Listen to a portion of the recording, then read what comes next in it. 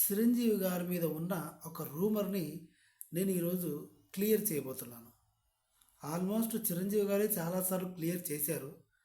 అయినా ఇంకొంచెం క్లియర్గా చెప్పే ప్రయత్నం చేస్తాను.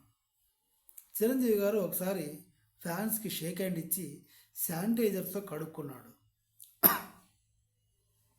షేక్ హ్యాండ్ ఇస్తే చేతులు గలీజ్గా ఉంటాయి ఫ్యాన్స్వి అనే ఉద్దేశంతో చేతులు కడుక్కున్నాడు.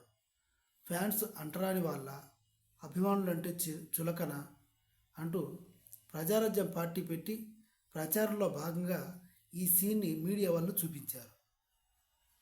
నిజానికి అసలు అక్కడ ఏం జరిగింది? చిరంజీవి గారు బస్సులో ప్రయాణిస్తున్నప్పుడు ఫ్యాన్స్కి షేక్ హ్యాండ్ ఇచ్చి లోపలికి వెళ్ళి శానిటైజ్ చేసుకున్నారు. ఎందుకు శానిటైజ్ చేసుకున్నారు? అప్పటికి కెమెరాలు చూపించింది ఏంటి? షేక్ హ్యాండ్ ఇవ్వడం, శానిటైజ్ చేసుకోవడం, చేతులు ఇలా ఇలా కడుక్కోవడం, ఇది మాత్రమే చూపించారు.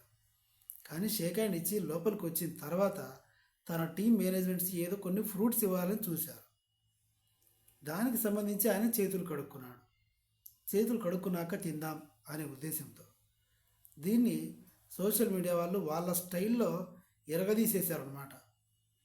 అభిమానులు అంటే చులకన, అందుకే చేతులు కడుక్కున్నాడు, మురికి చేతులు అంటే ఆయని కడుక్కున్నాడు చిరంజీవి అని.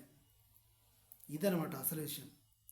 ఆయన నీరసం రాకుండా ఉండడం కోసం ఆ ఫ్రూట్స్ ఏవో తెప్పించుకున్నాడు, గ్రేప్స్, జామకాయలో. అవి తినడం కోసం చేయగడుక్కున్నాడు. చేయగడుక్కునే ముందు శానిటైజ్ చేసుకున్నాడు, అంతే. దీనికి మీడియా అలా చేసింది. వీడియో నచ్చితే సబ్స్క్రైబ్ చేయండి. Thank you.